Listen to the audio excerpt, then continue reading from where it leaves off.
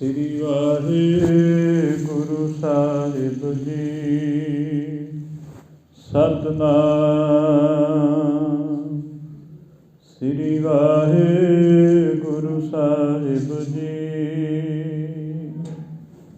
ਗੁਰੂ ਨਾਨਕ ਪਦ ਪੰਕਜ ਬੰਦਨ, ਪਦ ਪੰਕਜ ਬੰਦਨ। ਸਿਮਰੋ ਅੰਗਦ ਦੁਖ ਨਿਕੰਦਨ। ਅਮਰਦਾਸ ਗੁਰ ਹਿਰਦੈ ਧਿਆਵੋ, ਗੁਰ ਹਿਰਦੈ ਧਿਆਵੋ। ਸ੍ਰੀ ਗੁਰੂ ਰਾਮਦਾਸ ਗੁਣ ਗਾਵੋ।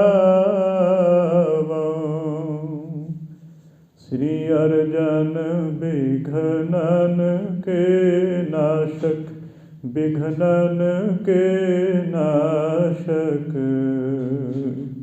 ਹਰਿ ਗੋਬਿੰਦ ਸ਼ੁਭ ਸੁਮਤ ਪ੍ਰਕਾਸ਼ਕ। ਸ੍ਰੀ ਹਰਿ ਰਾਏ ਨਮੋ ਕਰ ਜੋਰੀ, ਨਮੋ ਕਰ ਜੋਰੀ। ਗੁਰ ਹਰਿ ਕ੍ਰਿਸ਼ਨ ਮਨਾਏ ਬਹੋਰੀ। ਤੇਗ ਬਹਾਦਰ ਪਰਮ ਕਿਰਪਾਲਾ, ਪਰਮ ਕਿਰਪਾਲਾ। ਸ੍ਰੀ ਗੁਰੂ ਗੋਬਿੰਦ ਸਿੰਘ ਬਿਸਾਲਾ। ਧਰਮ ਧਰਾ ਪਰ ਪੁਨ ਪੁਨ ਸੀਸਾ, ਪੁਨ ਪੁਨ ਸੀਸਾ। ਬੰਦਮ ਬਾਰ ਬਾਰ ਜਗਦੀਸਾ। ਜਿਸ ਮਹਿ ਅੰਮ੍ਰਿਤ ਗਿਆਨ ਹੈ, ਮਾਨਕ ਭਗਤ ਵੈਰਾਗ। ਗੁਰੂ ਗ੍ਰੰਥ ਸਾਹਿਬ ਓਦਦ, ਬੰਦਮ ਕਰ ਅਨੁਰਾਗ। ਸ਼੍ਰੀ ਗੁਰ ਸ਼ਬਦ ਕਮਾਏ ਜਿਨ, ਜੀਤੇ ਪੰਚ ਵਿਕਾਰ। ਤਿਨ ਸੰਤਨ ਕੋ ਬੰਦਨਾ, ਸਿਰ ਚਰਨਨ ਪਰਤਾਰ। ਏਕ ਓੰਕਾਰਾ ਸਤਿਗੁਰੂ, ਤਿਹ ਪ੍ਰਸਾਦ ਸਚ ਹੋਏ। ਵਾਹਿਗੁਰੂ ਜੀ ਕੀ ਫਤਿਹ। ਬਿਘਨ ਬਿਨਾਸਨ ਸੋਏ। ਵਾਹਿਗੁਰੂ ਜੀ ਕੀ ਫਤਿਹ। ਬਿਘਨ ਬਿਨਾਸਨ ਸੋਏ। ਸਤਿਨਾਮ। ਸ੍ਰੀ ਵਾਹਿਗੁਰੂ ਸਾਹਿਬ ਜੀਓ। ਚਉਪਈ। ਜਬ ਕੋ ਮਨਜ ਮ੍ਰਿਤਕ ਹੋਵੈ ਜਾਵੈ, ਹਾਸ ਬਿਲਾਸ ਕਰਤ ਮਨ ਭਾਵੈ। ਤਹਾਂ ਨਗਰ ਕੇ ਜਾਏ ਸਮੀਪਾ, ਬੈਠ ਗਏ ਬੇਦੀ ਕੁਲ ਦੀਪਾ। ਜਬ ਕੋ ਮਨਜ ਮ੍ਰਿਤਕ ਹੋਵੈ ਜਾਵੈ। ਵਾਹਿਗੁਰੂ ਜੀ ਕਾ ਖਾਲਸਾ, ਵਾਹਿਗੁਰੂ ਜੀ ਕੀ ਫਤਿਹ। ਪਤਿਤ ਪਾਵਨ ਭਗਤ ਵਛਲ, ਗੁਰੂ ਗਰੀਬ ਨਵਾਜ ਸ੍ਰੀ ਗੁਰੂ ਗ੍ਰੰਥ ਸਾਹਿਬ ਜੀ ਦੀ ਮਹਾਨ ਕਿਰਪਾ ਦੇ ਸਦਕਾ ਜਥੇਦਾਰ ਮਹਾਨ ਸੂਰਬੀਰ ਬਾਬਾ ਬੰਦਾ ਸਿੰਘ ਬਹਾਦਰ ਜੀ ਦੇ ਅਸਥਾਨਾਂ ਵਿਖੇ ਸ਼ਾਮ ਵੇਲੇ ਦੇ, ਸੰਧਿਆ ਦੇ ਵੇਲੇ ਦੇ ਦੀਵਾਨ ਪ੍ਰਾਰੰਭ ਹੋਏ। ਗੁਰ ਇਤਿਹਾਸ ਦੀ ਕਥਾ ਵਾਰਤਾ ਦਾ ਸਮਾਂ ਪ੍ਰਾਪਤ ਹੋ ਰਿਹਾ ਹੈ। ਸੋ ਜਿੱਥੋਂ ਤੱਕ ਵੀ ਆਵਾਜ਼ ਸੁਣਦੀ ਹੋਵੇ, ਆਓ ਗੁਰੂ ਕੇ ਸਿੱਖੋ, ਸਤਿਗੁਰਾਂ ਦਾ ਅੰਮ੍ਰਿਤਮਈ ਇਤਿਹਾਸ ਸ਼੍ਰਵਣ ਕਰੀਏ, ਤਾਂ ਕਰਕੇ ਸਾਨੂੰ ਵੀ ਸਤਿਗੁਰਾਂ ਦੇ ਜੋ ਰਹੱਸਯ, ਸਤਿਗੁਰਾਂ ਦਾ ਜੋ ਆਸ਼ਾ ਸੀ, ਉਹਦਾ ਬੋਧ ਹੋਵੇ। ਜਿਵੇਂ ਅਸੀਂ ਪਿਛਲੇ ਦੀਵਾਨਾਂ ਵਿੱਚ ਸੁਣਿਆ ਕਿ ਦੀਨ ਦੁਨੀਆ ਦੇ ਵਾਲੀ ਸ੍ਰੀ ਗੁਰੂ ਨਾਨਕ ਦੇਵ ਸਾਹਿਬ ਜੀ ਨਵਾਂ ਖੰਡਾਂ ਦਾ ਰਟਨ ਕਰਦੇ ਪਏ। ਜਦੋਂ ਤੀਸਰੇ ਖੰਡ 'ਤੇ ਪਹੁੰਚੇ ਹੈ, ਉੱਥੇ ਇਹ ਨੇਪਾਲ ਵੱਲ ਇਲਾਕਾ ਪੈ ਜਾਂਦਾ ਹੈ। ਉੱਥੋਂ ਦਾ ਇੱਕ ਰਾਜਾ ਸੀ, ਉਹਨੇ ਸਤਿਗੁਰਾਂ ਦੇ ਚਰਨਾਂ 'ਤੇ ਲੰਮਾ ਸਮਾਂ ਮੱਥਾ ਟੇਕਿਆ ਅਤੇ ਸਤਿਗੁਰ ਕਹਿ ਰਹੇ ਹੈ ਵੀ ਉੱਠ ਜਾ, ਪਰ ਉਹ ਉੱਠ ਨਹੀਂ ਰਿਹਾ ਹੈ, ਵੈਰਾਗ ਕਰਦਾ ਪਿਆ ਹੈ, ਨੇਤਰ ਜਲ ਨਾਲ ਭਰੇ ਹੋਏ, ਅਤੇ ਉੱਠਦਾ ਨਹੀਂ ਹੈ। ਲੰਮਾ ਸਮਾਂ ਸਤਿਗੁਰਾਂ ਦੀ ਸ਼ਰਨ ਵਿੱਚ ਮੱਥਾ ਟੇਕਿਆ ਨਾ ਜਦੋਂ ਉਹਨੇ, ਸਤਿਗੁਰੂ ਜੀ ਨੇ ਸੁਭਾਵਿਕ ਪੁੱਛਿਆ, ਕਹਿਣ ਲੱਗੇ, ਐ ਭਲੇ ਮਾਨਸ, ਦੱਸ ਤੇਰੀ ਕੀ ਕਾਮਨਾ ਹੈ। ਇਹਨਾਂ 'ਤੇ ਪਤਾ ਲੱਗ ਹੀ ਗਿਆ ਹੈ ਸਾਨੂੰ ਕਿ ਤੂੰ ਕਿਸੇ ਕਾਮਨਾ ਹਿਤ ਆਇਆ ਹੈ, ਹੁਣ ਦੱਸ ਤੇਰੀ ਕਿਹੜੀ ਕਾਮਨਾ ਹੈ। ਤਾਂ ਫਿਰ ਉਹ ਉੱਠਿਆ, ਹੱਥ ਜੋੜ ਕੇ ਕਹਿਣ ਲੱਗਾ, ਐ ਮਹਾਂਪੁਰਸ਼ੋ, ਮੈਂ ਬੜੇ ਯਤਨ ਕੀਤੇ ਹੈ, ਇੱਕ ਦਫਾ ਨਹੀਂ, ਬੜੇ ਵੈਦਾਂ ਕੋਲੋਂ ਗਿਆ, ਤਰ੍ਹਾਂ ਤਰ੍ਹਾਂ ਦੀਆਂ ਮੈਂ ਦਵਾਵਾਂ ਔਖਦੀਆਂ ਵੀ ਲੈ ਕੇ ਦੇਖੀਆਂ, ਪਰ ਫਿਰ ਵੀ ਮੇਰੇ ਘਰ ਕੋਈ ਸੰਤਾਨ ਨਹੀਂ ਹੈ, ਮੇਰੇ ਘਰ ਔਲਾਦ ਨਹੀਂ ਕੋਈ ਹੈ। ਮੈਂ ਬੜੇ ਬੜੇ ਸਾਧੂਆਂ ਦੇ ਕੋਲੋਂ ਵੀ ਗਿਆ, ਬੜੀ ਬੜੀ ਸੇਵਾ ਵੀ ਕੀਤੀ ਹੈ, ਪਰ ਮੇਰੀ ਝੋਲੀ ਵਿੱਚ ਕੁਛ ਪਿਆ ਨਹੀਂ। ਜੇਕਰ ਤੁਸੀਂ ਮੇਰੇ ਤਾਈਂ ਇਹ ਸੰਤਾਨ ਦੀ ਬਖਸ਼ਿਸ਼ ਕਰਾ ਦਿਓ ਨਾ, ਅਤੇ ਮੈਂ ਤੁਹਾਡਾ ਸਿੱਖ ਬਣਨ ਲਈ ਤਿਆਰ ਹਾਂ। ਸਤਿਗੁਰੂ ਜੀ ਦੇ ਦੁਆਰੇ ਤਾਂ ਇਹੋ ਜਿਹੀਆਂ ਅਨੇਕਾਂ ਬੇਨਤੀਆਂ ਆਉਂਦੀਆਂ ਸੀ। ਗੁਰੂ ਨਾਨਕ ਸਾਹਿਬ ਜੀ ਦੇ ਘਰ ਕੋਈ ਇਹੋ ਜਿਹੀ ਤਰੁੱਟੀ ਹੈ ਹੀ ਨਹੀਂ ਸੀ ਜੋ ਨਾ ਹੋ ਸਕੇ। ਤਾਂ ਕਹਿਣ ਲੱਗੇ, ਸਤਿਗੁਰੂ ਜੀ ਨੇ ਉਸ ਨਾਲ ਬਚਨ ਕੀਤਾ ਵੀ ਤੇਰੀ ਇਹ ਖਾਹਿਸ਼ ਜ਼ਰੂਰ ਪੂਰੀ ਹੋਵੇਗੀ, ਪਰ ਸਾਡੇ ਨਾਲ ਇਕਰਾਰ ਕਰ, ਤੂੰ ਆਪ ਦੇ ਨਗਰ ਵਿੱਚ ਧਰਮਸਾਲ ਬਣਾਵੇਂਗਾ ਅਤੇ ਸਾਰਿਆਂ ਪ੍ਰਜਾ ਦੇ ਲੋਕਾਂ ਨੂੰ ਨਾਮ ਜਪਾਇਆ ਕਰੇਗਾ। ਆਪ ਵੀ ਦੋਨੋਂ ਸਮੇਂ ਸਾਧ ਸੰਗਤ ਵਿੱਚ ਜਾਇਆ ਕਰੇਗਾ ਅਤੇ ਉਹ ਪ੍ਰਜਾ ਦੇ ਲੋਕਾਂ ਨੂੰ ਵੀ ਇਹ ਆਦੇਸ਼ ਕਰਨਾ ਹੈ। ਤੇਰੇ ਕਰਕੇ ਹੀ ਸਾਰੇ ਲੋਕ ਜਾਣਗੇ ਨਾ, ਕਿਉਂਕਿ ਜਦੋਂ ਤੂੰ ਇਹ ਪੱਕਾ ਹੀ ਅਨੁਸ਼ਾਸਨ ਕਾਇਮ ਕਰੇਗਾ, ਫਿਰ ਤੇਰੀ ਹੁਕਮ ਦੀ ਅਦੁੱਲੀ ਕੋਈ ਕਰ ਨਾ ਸਕੇਗਾ। ਇੱਦਾਂ ਸਤਿਗੁਰੂ ਜੀ ਨੇ ਬਚਨ ਕਰਕੇ ਕਿਹਾ ਹੈ ਕਿ ਕੋਈ ਨਾ, ਤੇਰੇ ਘਰ ਅਗਲੇ ਸਾਲ ਵਾਹਿਗੁਰੂ ਦੀ ਕਿਰਪਾ ਨਾਲ ਮਹਾਨ ਸੂਰਬੀਰ ਕੋਈ ਪੁੱਤਰ ਜਨਮੇਗਾ। ਐਸਾ ਹੀ ਹੋਇਆ, ਉਹਦੇ ਘਰ ਪੁੱਤਰ ਹੋਇਆ, ਸਤਿਗੁਰਾਂ ਦਾ ਉਹ ਸਿੱਖ ਬਣਿਆ। ਸਾਰੀ ਪ੍ਰਜਾ ਵੀ ਸਤਿਗੁਰਾਂ ਦੀ ਸਿੱਖੀ ਧਾਰਨ ਕਰ ਗਈ। ਫਿਰ ਸਤਿਗੁਰੂ ਜੀ ਹੁਣ ਕਿੰਗ ਪੁਰਖ ਨਾਮ ਖੰਡ ਹੈ, ਇੱਧਰ ਗਏ ਆ ਸਤਿਗੁਰੂ। ਹਿਮਾਲਿਆ ਤੋਂ ਪਰਲੇ ਬੰਨੇ ਪੈ ਜਾਂਦਾ ਚੀਨ ਦੇ ਇਲਾਕੇ ਵੱਲ। ਇੱਧਰ ਜਦੋਂ ਸਤਿਗੁਰੂ ਗਏ ਹੈ, ਇੱਥੋਂ ਦੇ ਲੋਕ ਕੁਛ ਹੋਰ ਆਪ ਦੀ ਮੱਤ ਨੂੰ ਕਾਇਮ ਕਰਕੇ ਬੈਠੇ ਸੀ। ਉਹਨਾਂ ਦਾ ਜ਼ਿਕਰ ਆ ਰਿਹਾ ਹੈ, ਜੋ ਉਹ ਵਾਰਤਾ ਹੁੰਦੀ ਹੈ, ਬੜੇ ਪ੍ਰੇਮ ਨਾਲ ਆਪਾਂ ਨੇ ਸ਼੍ਰਵਣ ਕਰਨੀ ਹੈ। ਸਤਿਗੁਰੂ ਸੱਚੇ ਪਾਤਸ਼ਾਹ ਕਿਰਪਾ ਕਰਨ। ਆਓ ਜੀ ਆਪਾਂ ਵਿਚਾਰਾਂ ਦੀ ਪ੍ਰਾਰੰਭਤਾ ਕਰੀਏ। ਪ੍ਰੇਮ ਨਾਲ ਇੱਕ ਵਾਰੀ ਸਾਰੀ ਸੰਗਤ ਪ੍ਰੇਮ ਨਾਲ ਆਖੇ, ਸਤਿਨਾਮ ਸ੍ਰੀ ਵਾਹਿਗੁਰੂ ਸਾਹਿਬ ਜੀ। ਸਤਿਨਾਮ ਸ੍ਰੀ ਵਾਹਿਗੁਰੂ ਸਾਹਿਬ ਜੀ। ਜਬ ਕੋ ਮਨਜ ਮ੍ਰਿਤਕ ਹੋਵੇ ਜਾਵੇ। ਸਤਿਗੁਰੂ ਸੱਚੇ ਪਾਤਸ਼ਾਹ ਜਿਸ ਇਲਾਕੇ ਵਿੱਚ ਗਏ ਹੈ ਨਾ, ਉੱਥੋਂ ਦੇ ਲੋਕਾਂ ਦੀ ਰਹੋ ਰੀਤੀ ਇਸ ਤਰ੍ਹਾਂ ਸੀ। ਕਹਿੰਦੇ ਜਦੋਂ ਉੱਥੇ ਕੋਈ ਆਦਮੀ ਆਪਦੇ ਸਰੀਰ ਨੂੰ ਤਿਆਗ ਦਿੰਦਾ, ਕੋਈ ਆਦਮੀ ਮਰ ਜਾਂਦਾ, ਅਤੇ ਉਹ ਲੋਕ ਕੀ ਕਰਦੇ? ਹਾਸ ਬਿਲਾਸ ਕਰਤ ਮਨ ਭਾਵੈ। ਉਹ ਲੋਕੀ ਹੱਸਦੇ, ਬੜੇ ਢੋਲ ਵਜਾਉਂਦੇ, ਨਫੀਰੀਆਂ ਵਜਾਉਂਦੇ, ਖਿੜਖੜਾ ਕੇ ਹੱਸਦੇ। ਜਦੋਂ ਕੋਈ ਇਸ ਤਰ੍ਹਾਂ ਦਾ ਜੀਵ ਚੜ੍ਹਾਈ ਕਰਦਾ ਤੇ ਸਾਰੇ ਲੋਕ ਬੜੇ ਖਿੜਖੜਾ ਕੇ ਹੱਸਦੇ। ਤਾਹਾਂ ਨਗਰ ਕੇ ਜਾਏ ਸਮੀਪਾ, ਉੱਥੇ ਸਤਿਗੁਰੂ ਜੀ ਨਗਰ ਦੇ ਸਮੀਪ ਨੇੜੇ ਜਦੋਂ ਪਹੁੰਚੇ, ਬੈਠ ਗਏ ਬੇਦੀ ਕੁਲ ਦੀਪਾ। ਬੇਦੀਆਂ ਦੇ ਕੁਲ ਦੇ ਪ੍ਰਕਾਸ਼ਕ ਸ੍ਰੀ ਗੁਰੂ ਨਾਨਕ ਦੇਵ ਮਹਾਰਾਜ ਜੀ ਉਸ ਨਗਰ ਦੇ ਬਾਹਰ ਬੈਠ ਗਏ। ਮਰਦਾਨਾ ਸੁਣ ਕੇ ਤਿੰਨ ਗਾਥਾ।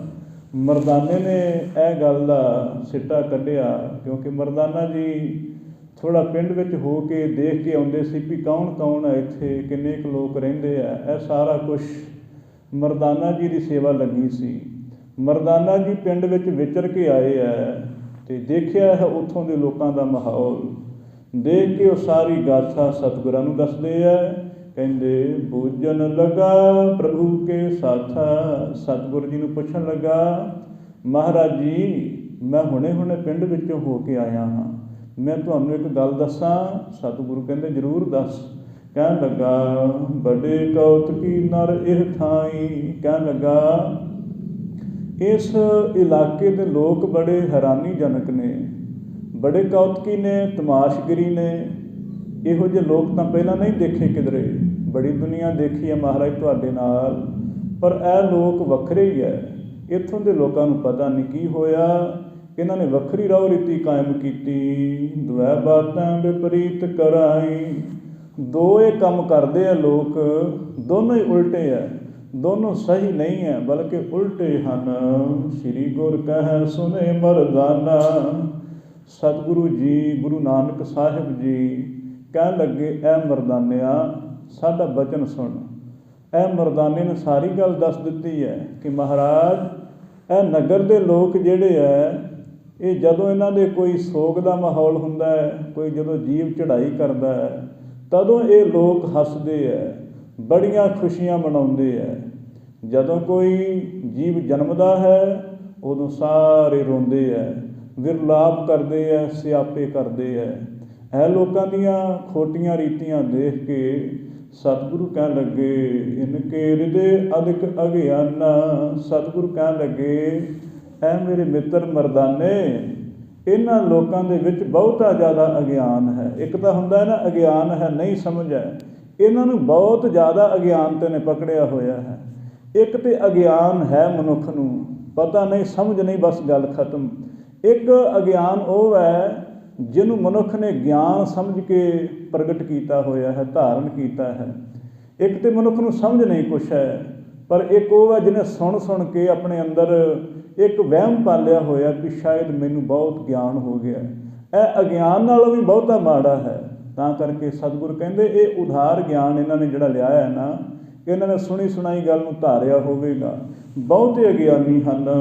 ਵਾਹਿਗੁਰੂ ਜਬ ਜਗਤ ਪਠਾਵਤ। ਸਤਿਗੁਰੂ ਜੀ ਕਹਿਣ ਲੱਗੇ ਜਦੋਂ ਅਕਾਲ ਪੁਰਖ ਵਾਹਿਗੁਰੂ ਜੀ ਜੀਵ ਨੂੰ ਜਗਤ ਵਿੱਚ ਭੇਜਦੇ ਹੈ, ਜਿਸ ਵੇਲੇ ਜੀਵ ਸਰੀਰ ਵਿੱਚ ਪ੍ਰਵੇਸ਼ ਕਰਦਾ ਹੈ, ਮਾਤਾ ਦੇ ਉਦਰ ਵਿੱਚ ਜਦੋਂ ਪ੍ਰਗਟ ਹੁੰਦਾ ਹੈ, ਉਸ ਵੇਲੇ ਤਬ ਇਹ ਰੁਦਨ ਕਰਤ ਦੁਖ ਪਾਵਤ। ਤਦੋਂ ਇਹ ਰੁਦਨ ਕਰਦਾ ਹੈ, ਵਾਹਿਗੁਰੂ ਨੂੰ ਵਾਰ-ਵਾਰ ਯਾਦ ਕਰਦਾ ਹੈ, ਕਿਉਂਕਿ ਮਾਤਾ ਦੇ ਗਰਭ ਦਾ ਜਿਹੜਾ ਦੁੱਖ ਹੈ ਇਹਨਾਂ ਨੂੰ ਬਹੁਤ ਜ਼ਿਆਦਾ ਦੁਖਦਾਈ ਕਿਹਾ ਹੈ। ਇਹ ਸਭ ਤੋਂ ਦੁਖਦਾਈ ਹੈ। ਤਾਂ ਹੀ ਤਾਂ ਸਤਿਗੁਰਾਂ ਨੇ ਕਿਹਾ ਹੈ ਨਾ ਕਿ ਕਬੀਰ ਜੀ ਨੇ ਜਦੋਂ ਕਿਹਾ ਕਿ ਕਾਹੇ ਭਈਆ ਫਿਰ ਤੋਂ ਫੂਲਿਆ ਜਬ ਦਸ ਮਾਸ ਉਰਦ ਮੁਖ ਰਹਿਤਾ ਸੋ ਦਿਨ ਕੈਸੇ ਭੂਲਿਆ। ਕਹਿਣ ਲੱਗੇ ਇਹ ਮਨੁੱਖ ਕਿਹੜੇ ਮਾਨ ਵਿੱਚ ਭੁੱਲਿਆ ਫਿਰਦਾ ਹੈ? ਕੀ ਤੈਨੂੰ ਚੇਤਾ ਭੁੱਲ ਗਿਆ? ਮਾਂ ਦੇ ਪੇਟ ਵਿੱਚ ਤੇਰਾ ਸਿਰ ਹੇਠਾਂ ਸੀ, ਲੱਤਾਂ ਤੇਰੀਆਂ ਉੱਪਰ ਸੀ, ਉਹ ਸਮਾਂ ਕਿਵੇਂ ਭੁੱਲ ਗਿਆ ਹਾਂ? ਬੜਾ ਦੁਖਦਾਈ ਸਮਾਂ ਹੈ ਮਾਂ ਦੇ ਗਰਭ ਵਾਲਾ।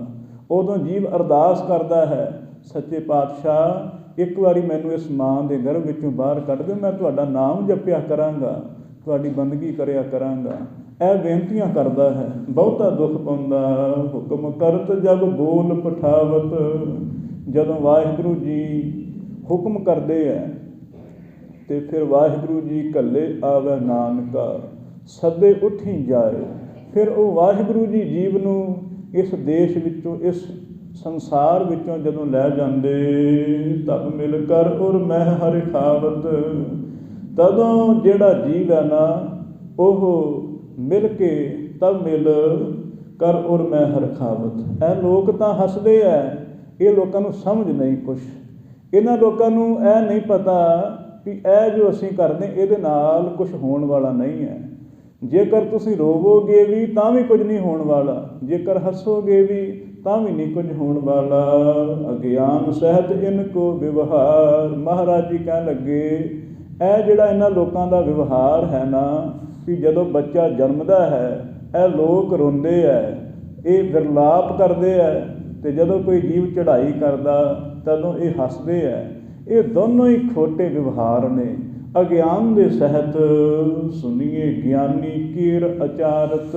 ਸਤਿਗੁਰੂ ਜੀ ਕਹਿਣ ਲੱਗੇ ਇਹ ਮਰਦਾਨੇ ਮੇਰੇ ਮਿੱਤਰ ਤੇਰੇ ਤਾਂ ਹੀ ਦੱਸਦੇ ਆ, ਜਿਹੜਾ ਬ੍ਰਹਮ ਗਿਆਨੀ ਹੁੰਦਾ ਹੈ ਨਾ, ਜਿਹੜਾ ਬ੍ਰਹਮ ਵੇਤਾ ਹੋ ਜਾਂਦਾ ਹੈ, ਉਹਦਾ ਆਚਰਣ ਕਿਹੋ ਜਿਹਾ ਹੁੰਦਾ ਹੈ ਤੈਨੂੰ ਦੱਸਦੇ ਹਾਂ। ਭੇਜੇ ਤੇ ਉਰ ਮੈਂ ਹਰ ਖਾਵਤ। ਜੇ ਭੇਜਦੇ ਆ ਵਾਹਿਗੁਰੂ ਜੀ ਤਾਂ ਵੀ ਖੁਸ਼ੀ ਖੁਸ਼ੀ ਆਉਂਦਾ ਹੈ, ਵਾਹਿਗੁਰੂ ਦੇ ਗੁਣ ਗਾਵਦਾ ਹੈ। ਇਸ ਵਾਸਤੇ ਸਤਿਗੁਰੂ ਨਾਨਕ ਦੇਵ ਜੀ, ਭਗਤ ਕਬੀਰ ਸਾਹਿਬ ਜੀ, ਇਹ ਜਿਹੇ ਮਹਾਂਪੁਰਸ਼ ਜਦੋਂ ਮਾਤਾ ਦੇ ਉਦਰ ਵਿੱਚੋਂ ਆਏ ਹਨ ਨਾ, ਅਤੇ ਜਨਮ ਸਾਰ ਮੁਸਕਰਾਏ ਹੈ। ਨਹੀਂ ਤਾਂ ਬੱਚਾ ਜਨਮ ਵੇਲੇ ਰੋਂਦਾ ਹੈ, ਕੁਰਲਾਉਂਦਾ ਹੈ। ਪਰ ਜਿਹੜੇ ਸੰਤ ਜਨ ਹੁੰਦੇ ਹੈ ਰੱਬ ਦੇ ਪਿਆਰੇ, ਉਹ ਪ੍ਰੇਮ ਵਿੱਚ ਭਿੱਜੇ ਹੁੰਦੇ ਹੈ, ਵਾਹਿਗੁਰੂ ਦੇ ਹੁਕਮ ਵਿੱਚ ਇੰਨੇ ਰਸੀਲੇ ਹੋਏ ਹੁੰਦੇ ਹੈ, ਉਹ ਕਦੇ ਵਾਸਤੇ ਵਾਹਿਗੁਰੂ ਦੀ ਅਦੁਲੀ ਨਹੀਂ ਕਰਦੇ ਹੁਕਮ ਦੀ। ਉਹ ਹਮੇਸ਼ਾ ਖੁਸ਼ੀ ਖੁਸ਼ੀ ਸੰਸਾਰ ਵਿੱਚ ਆਉਂਦੇ। ਭੋਲ ਪੱਠੇ ਤੇ ਮਨ ਸੁਖ ਪਾਵਤ। ਜੇਕਰ ਉਹਨਾਂ ਨੂੰ ਵਾਹਿਗੁਰੂ ਵੱਲੋਂ ਸੱਦਾ ਆ ਜਾਏ ਤਾਂ ਵੀ ਵਾਹਿਗੁਰੂ ਦਾ ਹੁਕਮ ਸਿਰ ਮੱਥੇ ਮੰਨਦੇ ਹੈ। ਤਾਂ ਵੀ ਕੋਈ ਇਹ ਨਹੀਂ ਕਹਿੰਦੇ ਹੈ ਕਿ ਮਹਾਰਾਜ ਹਾਲੇ ਤਾਂ ਮੈਂ ਬਹੁਤ ਦੁਨੀਆ ਦੇਖਣੀ ਸੀ। ਤਾਈਓ ਤੇ ਕਲਗੀਧਰ ਜੀ ਨੇ ਕਿਹਾ ਹੈ ਨਾ, ਮੈਂ ਹੂੰ ਪਰਮ ਪੁਰਖ ਕੋ ਦਾਸਾ, ਦੇਖਣ ਆਇਓ ਜਗਤ ਤਮਾਸਾ। ਸਤਿਗੁਰੂ ਜੀ ਕਹਿਣ ਲੱਗੇ ਅਸੀਂ ਵਾਹਿਗੁਰੂ ਦੇ ਦਾਸ ਹਾਂ, ਜਗਤ ਦਾ ਤਮਾਸ਼ਾ ਦੇਖਣੇ ਵਾਸਤੇ ਆਏ ਹਾਂ। ਉਹ ਜਿਹੜੇ ਸੰਤ ਜਨ ਹੈ ਰੱਬ ਦੇ ਪਿਆਰੇ, ਉਹ ਤਮਾਸ਼ਾ ਵੇਖ ਕੇ, ਜਿਵੇਂ ਕੋਈ ਮੇਲੇ ਵਾਸਤੇ ਕੋਈ ਮੇਲੇ 'ਤੇ ਰਾਹਗੀਰ ਆ ਜਾਂਦੇ ਹੈ, ਉਹ ਮੇਲਾ ਵੇਖ ਲੈਂਦੇ ਆ ਅਤੇ ਘਰ ਚਲੇ ਜਾਂਦੇ ਹੈ। ਉਹ ਮੇਲੇ ਵਿੱਚ ਖੁੰਝ ਨਹੀਂ ਜਾਂਦੇ ਹੈ, ਗਵਾਚਦੇ ਨਹੀਂ ਹੈ, ਉਹ ਮੇਲਾ ਵੇਖ ਕੇ ਫਿਰ ਚਲੇ ਜਾਂਦੇ। ਕਿਉਂ? ਸੰਤ ਜਨ ਸੰਸਾਰ ਵਿੱਚ ਆਉਂਦੇ ਹੈ, ਫਿਰ ਵਾਹਿਗੁਰੂ ਦੀ ਆਗਿਆ ਮੰਨ ਕੇ ਸੰਸਾਰ ਤੋਂ ਚਲੇ ਜਾਂਦੇ ਹੈ। ਉਹ ਕਿਸੇ ਨਾਲ ਰਾਗ ਦਵੈਸ਼ ਨਹੀਂ ਕਰਦੇ, ਨਾ ਕਿਸੇ ਨਾਲ ਮੋਹ, ਨਾ ਕਿਸੇ ਨਾਲ ਈਰਖਾ। ਇਹ ਉਹਨਾਂ ਦਾ ਸੁਭਾਅ ਹੁੰਦਾ। ਸਿਮਰਨ ਕਰਤ ਦੋ ਬਿਧ ਮਾਹੀ। ਉਹ ਜਨਮ ਵੇਲੇ ਵੀ ਸਿਮਰਨ ਕਰਦੇ ਹੈ, ਜਨਮ ਵੇਲੇ ਵੀ ਵਾਹਿਗੁਰੂ ਵਾਹਿਗੁਰੂ ਕਰਦੇ ਹੈ। ਜੇ ਜੀਵਨ ਦਾ ਅੰਤ ਹੋਣ ਵਾਲਾ ਹੈ ਤਾਂ ਵੀ ਵਾਹਿਗੁਰੂ ਨੂੰ ਚੇਤੇ ਕਰਦੇ ਹੈ। ਤਾਂ ਹੀ ਸਤਿਗੁਰੂ ਜੀ ਨੇ ਕਿਹਾ ਹੈ ਨਾ, ਸਰੀਰ ਸਵਸਥ ਖੀਣ ਸਮੇਂ, ਸਿਮਰੰਤ ਨਾਨਕ ਰਾਮ ਦਾਮੋਦਰ ਮਾਧਵ ਹੈ। ਜੇ ਤੇਰਾ ਸਰੀਰ ਸਵਸਥ ਹੈ ਨਾ, ਤੂੰ ਤਾਂ ਵੀ ਵਾਹਿਗੁਰੂ ਨੂੰ ਯਾਦ ਕਰ। ਜੇ ਸਰੀਰ ਤੇਰਾ ਬਿਮਾਰ ਹੋ ਗਿਆ ਹੈ, ਨਾਸ ਹੋਣ 'ਤੇ ਆਇਆ ਹੈ, ਤਾਂ ਵੀ ਤੂੰ ਵਾਹਿਗੁਰੂ ਨੂੰ ਯਾਦ ਕਰ। ਕਿਉਂਕਿ ਮੇਰਾ ਵੈਦ ਗੁਰੂ ਗੋਬਿੰਦਾ, ਵਾਹਿਗੁਰੂ ਸੱਚੇ ਪਾਤਸ਼ਾਹ ਵਰਗਾ ਕੋਈ ਵੈਦ ਹੈ ਹੀ ਨਹੀਂ। ਉਹ ਸਾਰੇ ਦੁੱਖ ਦਲਿੱਦਰ ਦੂਰ ਕਰ ਦਿੰਦਾ ਹੈ। ਭਗਤ ਜਨ ਸੰਤ ਜਨ ਬ੍ਰਹਮ ਗਿਆਨੀ, ਉਹ ਹਰ ਵਕਤ ਨਾਮ ਉਚਾਰਦੇ। ਹੁਕਮ ਮਾਨ ਸਨ ਮਨ ਮਤ ਨਾ ਕਰਾਹੀ। ਹੁਕਮ ਮੰਨਦੇ ਹੈ ਅਤੇ ਮਨ ਮਤ ਨਹੀਂ ਕਰਦੇ ਹੈ। ਮਨ ਦੀ ਤਾਂ ਮੰਨਦੇ ਹੀ ਨਹੀਂ, ਹਮੇਸ਼ਾ ਮਨ ਤੋਂ ਉਲਟ ਚੱਲਦੇ ਹੈ। ਇਹ ਉਹਨਾਂ ਦਾ ਸੁਭਾਅ। ਇਸ ਪ੍ਰਕਾਰ ਮਰਦਾਨੇ ਸਾਥਾ। ਇੰਝ ਸਤਿਗੁਰੂ ਜੀ ਨੇ ਮਰਦਾਨੇ ਦੇ ਤਾਈਂ ਭਨਤ ਹੁਤੇ ਤਿਹ ਸ਼ਿਲ ਜਗਨਾਥਾ। ਸਤਿਗੁਰੂ ਜੀ ਨੇ ਮਰਦਾਨੇ ਨੂੰ ਸਮਝਾਇਆ ਕਿ ਮਰਦਾਨੇ, ਆਹ ਜਿਹੜੀ ਹਾਲਤ ਇਹਨਾਂ ਲੋਕਾਂ ਦੀ ਹੈ ਨਾ, ਇਹ ਕੋਈ ਸੂਰਮਿਆਂ ਵਾਲੀ ਸੰਤ ਜਨਾਂ ਵਾਲੀ ਨਹੀਂ ਹੈ, ਬਲਕਿ ਅਗਿਆਨੀਆਂ ਵਾਲੀ ਹੈ। ਇਹ ਮੂੜ ਅਗਿਆਨੀ ਹੈ, ਨਿਪਟ ਅਗਿਆਨੀ ਹੈ। ਇਹਨਾਂ ਨੂੰ ਸਮਝ ਨਹੀਂ ਕੁਛ ਹੈ, ਪਰ ਫਜ਼ੂਲ ਵਿੱਚ ਆਪਣੇ ਆਪ ਵਿੱਚ ਇਹ ਸੋਚਦੇ ਹੈ ਸ਼ਾਇਦ ਇਹ ਸਾਡਾ ਕਰਮ ਸਭਨਾਂ ਨਾਲੋਂ ਨਿਆਰਾ ਹੈ, ਇਹਦੇ ਵਿੱਚ ਕੁਛ ਖਾਸ ਹੋਵੇਗਾ, ਪਰ ਖਾਸ ਕੁਛ ਵੀ ਨਹੀਂ ਹੈ। ਇਹ ਸਤਿਗੁਰ ਦੱਸਣਗੇ। ਬਹੁਤ ਲੋਕ ਮਿਲ ਕਰ ਤਬ ਆਏ। ਬਹੁਤੇ ਲੋਕ ਸਤਿਗੁਰ ਜੀ ਦੀ ਸ਼ਰਨ ਵਿੱਚ ਉਸ ਵੇਲੇ ਆਏ। ਪਤਾ ਲੱਗਾ ਨਾ, ਸਤਿਗੁਰ ਦੀਆਂ ਤਰੰਗਾਂ ਪ੍ਰਭਾਵਿਤ ਕਰਦੀਆਂ ਸੀ। ਸਾਰੇ ਲੋਕ ਉੱਥੇ ਆ ਗਏ ਹੈ ਅਤੇ ਸਤਿਗੁਰ ਜੀ ਦੇ ਕੋਲ ਬੈਠੇ ਜਦੋਂ, ਵੈਸੇ ਪਾਸ ਆਨ ਤੇ ਥਾਏ। ਸਤਿਗੁਰ ਜੀ ਦੇ ਕੋਲ ਹੀ ਬੈਠ ਗਏ ਹੈ। ਸਤਿਗੁਰੂ ਜੀ ਇੱਕ ਰੁੱਖ ਦੀ ਹੇਠਾਂ ਛਾਂ 'ਤੇ ਬੈਠੇ ਹੈ। ਇਹ ਲੋਕ ਵੀ ਉੱਥੇ ਆ ਕੇ ਬੈਠ ਗਏ। 300 ਬੂਝਤ ਭਾ ਮਰਦਾਨਾ। ਉਹਨਾਂ ਦੇ ਤਾਈਂ, ਕਿਉਂਕਿ ਸਤਿਗੁਰੂ ਜੀ ਆਪ ਤਾਂ ਬਹੁਤ ਘੱਟ ਬੋਲਦੇ, ਇਹ ਸਾਰੀ ਸੇਵਾ ਮਰਦਾਨੇ ਨੂੰ ਸੌਂਪੀ ਹੋਈ ਸੀ। ਕਿਸੇ ਦੀ ਜੇਕਰ ਕੁਛ ਹੋਇਆ ਉਹ ਵੀ ਮਰਦਾਨੇ ਨੇ ਪੁੱਛਣਾ, ਜ਼ਿਆਦਾਤਰ ਇਸੇ ਤਰ੍ਹਾਂ ਹੁੰਦਾ ਸੀ। ਮਰਦਾਨਾ ਜੀ ਹੁਣ ਪੁੱਛਣ ਲੱਗੇ, ਕਰੋ ਆਪਣਾ ਬਿਰਤੰਤ ਬਖਾਨਾ। ਕਹਿਣ ਲੱਗੇ, ਇਹ ਮਨੁੱਖਿਓ, ਇਹ ਭਗਤ ਜਨੋ, ਦੱਸੋ ਕਿਵੇਂ ਆਉਣਾ ਹੋਇਆ, ਤੁਸੀਂ ਕੌਣ ਹੋ? ਇਸ ਤਰ੍ਹਾਂ ਆਪਣੀ ਵਾਰਤਾ ਸੁਣਾਵੋ, ਆਪਣਾ ਪਰਿਚੈ ਦਿਓ, ਕਿਵੇਂ ਇੱਥੇ ਆਏ ਹੋ? 300 ਬੂਝਤ ਮਰਤ ਹਸਤ ਜਨਮੇ ਤੇ ਰੋਏ। ਤੁਸੀਂ ਇਹ ਜੋ ਵਿਵਹਾਰ ਚਲਾਇਆ ਹੈ ਕਿ ਜਦੋਂ ਜੀਵ ਮਰਦਾ ਹੈ ਉਦੋਂ ਤੁਸੀਂ ਹੱਸਦੇ ਹੋ, ਜਦੋਂ ਜੀਵ ਦਾ ਜਨਮ ਹੁੰਦਾ ਉਦੋਂ ਤੁਸੀਂ ਰੋਂਦੇ ਹੋ। ਇਹ ਜੋ ਤੁਸੀਂ ਕਰਦੇ, ਜਾਨਾ ਤੁਮੇ ਗਿਆਨ ਕੋਏ, ਜਾਨਾ ਤੁਮੇ ਗਿਆਨ ਹੈ ਕੋਏ। ਕਹਿਣ ਲੱਗੇ, ਮਰਦਾਨਾ ਜੀ ਪੁੱਛਦੇ ਹੈ, ਕਹਿੰਦੇ ਕੀ ਗੱਲ, ਤੁਹਾਨੂੰ ਕੋਈ ਨਵਾਂ ਗਿਆਨ ਹੋਇਆ? ਜੇਕਰ ਹੋਇਆ ਤਾਂ ਸਾਨੂੰ ਵੀ ਦੱਸ ਦਿਓ। ਮਰਦਾਨਾ ਜੀ ਨੇ ਤਾਂ ਸੁਣ ਹੀ ਲਿਆ ਸੀ ਸਤਿਗੁਰਾਂ ਪਾਸੋਂ ਵੀ ਇਹ ਅਗਿਆਨ ਦੀ ਇਹ ਬਿਰਤੀ ਹੈ, ਪਰ ਫਿਰ ਵੀ ਉਹਨਾਂ ਦੇ ਮੁੱਖੋਂ ਪੁੱਛਦੇ ਆ ਮਰਦਾਨਾ ਜੀ। ਕਹਿਣ ਲੱਗੇ ਕਿ ਤੁਹਾਨੂੰ ਕੋਈ ਨਵਾਂ ਗਿਆਨ ਹੋਇਆ ਵੀ ਜੋ ਤੁਸੀਂ ਖੁਸ਼ੀ ਦੇ ਮੌਕੇ 'ਤੇ ਰੋਂਦੇ ਹੋ, ਜਦੋਂ ਇਹ ਸੰਸਾਰਿਕ ਤੌਰ 'ਤੇ ਦੁਖਦਾਈ ਸਮਾਂ ਹੁੰਦਾ ਤੁਸੀਂ ਉਦੋਂ ਹੱਸਦੇ ਹੋ। ਇਹ ਤੁਹਾਨੂੰ ਕੋਈ ਨਵਾਂ ਗਿਆਨ ਹੋਇਆ? ਜੇਕਰ ਹੋਇਆ ਤੇ ਦੱਸ ਦਿਓ ਸਾਨੂੰ। ਬੋਲੇ ਤਿੰਨ ਮਹਿ ਹੁਤੇ ਜੋ ਸਿਆਣੇ। ਉਹਨਾਂ ਵਿੱਚੋਂ ਜਿਹੜੇ ਸਿਆਣੇ ਮਨੁੱਖ ਸੀ ਨਾ, ਮੋਹਤਬਾਰ ਸੀ, ਮੁਖੀਆ ਸੀ ਜਿਹੜਾ ਉਹਨਾਂ ਦਾ, ਉਹ ਕਹਿਣ ਲੱਗਾ, ਇਸ ਬਿਦ ਗਿਆਨ ਹਿਰਦੇ ਹਮ ਜਾਣੇ। ਕਹਿੰਦੇ ਅਸੀਂ ਇੰਝ ਆਪਣੇ ਮਨ ਵਿੱਚ ਇਹ ਗੱਲ ਧਾਰੀ ਹੋਈ ਹੈ ਵੀ ਜਦੋਂ ਮਨੁੱਖ ਜਨਮਦਾ ਹੈ, ਜਦੋਂ ਮਨੁੱਖ ਮਰਦਾ ਹੈ, ਅਸੀਂ ਸੋਚਦੇ ਈਸ਼ਵਰ ਤੇ ਬਿਸਰੈ ਜਬ ਜਨਮੈ। ਅਸੀਂ ਸੋਚਦੇ ਹਾਂ ਕਿ ਜਦੋਂ ਮਨੁੱਖ ਦਾ ਜਨਮ ਹੁੰਦਾ ਹੈ ਇਹ ਜੀਵ ਵਾਹਿਗੁਰੂ ਨੂੰ ਵਿਛੜ ਜਾਂਦਾ ਹੈ, ਅਤੇ ਜਦੋਂ ਸਰੀਰ ਦਾ ਮਰੇ ਬਿਲਤ ਈਸ਼ਵਰ ਕੇ ਤਨ ਮੈਂ। ਅਸੀਂ ਤਾਂ ਹੱਸਦੇ ਹਾਂ ਮਰਿਆਂ 'ਤੇ ਕਿ ਮਰ ਕੇ ਜੀਵ ਵਾਹਿਗੁਰੂ ਨਾਲ ਮਿਲ ਜਾਂਦਾ ਹੈ। ਅਸੀਂ ਇਹ ਜਿਹੜੀ ਪ੍ਰਤੀਤੀ ਤਾਂਹੀਓ ਧਾਰੀ ਹੋਈ ਹੈ, ਸਾਡੇ ਖਿਆਲ ਵਿੱਚ ਇਹ ਗੱਲ ਆਈ ਕਿ ਜਦੋਂ ਜੀਵ ਦਾ ਜਨਮ ਹੁੰਦਾ ਖੌਰੇ ਇਹ ਵਾਹਿਗੁਰੂ ਨੂੰ ਵਿਛੜ ਜਾਂਦਾ ਹੋਵੇਗਾ, ਜਦੋਂ ਜੀਵ ਮਰਦਾ ਹੈ ਖੌਰੇ ਵਾਹਿਗੁਰੂ ਵਿੱਚ ਮਿਲ ਜਾਂਦਾ ਹੋਵੇਗਾ। ਇਹ ਅਸੀਂ ਇਸ ਕਰਕੇ ਇਹ ਰੀਤੀ ਨਿਭਾਉਂਦੇ, ਜਨਮੈ ਤੇ ਜਗ ਪਾਵਹਿ ਦੁੱਖ ਕੋ। ਜਦੋਂ ਜੀਵ ਜਨਮਦਾ ਹੈ ਅਤੇ ਜਗਤ ਵਿੱਚ ਦੁੱਖ ਪਾਉਂਦਾ ਹੈ, ਅਤੇ ਜਦੋਂ ਮਰੇ ਮਿਲੈ ਈਸ਼ਵਰ ਲਹਿ ਸੁੱਖ ਕੋ। ਮਰ ਕੇ ਤਾਂ ਉਸ ਈਸ਼ਵਰ ਦੇ ਸੁੱਖ ਨੂੰ ਪ੍ਰਾਪਤ ਕਰਦਾ ਹੈ। ਸਤਿਗੁਰੂ ਜੀ ਉਹਨਾਂ ਨੂੰ ਪੁੱਛਦੇ ਆ ਹੁਣ, ਕਿਉਂਕਿ ਇਹ ਤਾਂ ਉਹਨਾਂ ਨੇ ਸਿਰਫ ਮਨ ਵਿੱਚ ਹੀ ਸੋਚਿਆ ਨਾ ਤੇ ਉਹਨਾਂ ਨੇ ਇਹ ਦੇਖਿਆ ਕਿ ਜੀਵ ਵਿਛੜਦਾ ਵਾਕਈ ਜਨਮ ਕੇ ਵਿਛੜਦਾ ਹੈ ਕਿ ਵਾਕਈ ਮਰ ਕੇ ਮਿਲ ਜਾਂਦਾ ਹੈ।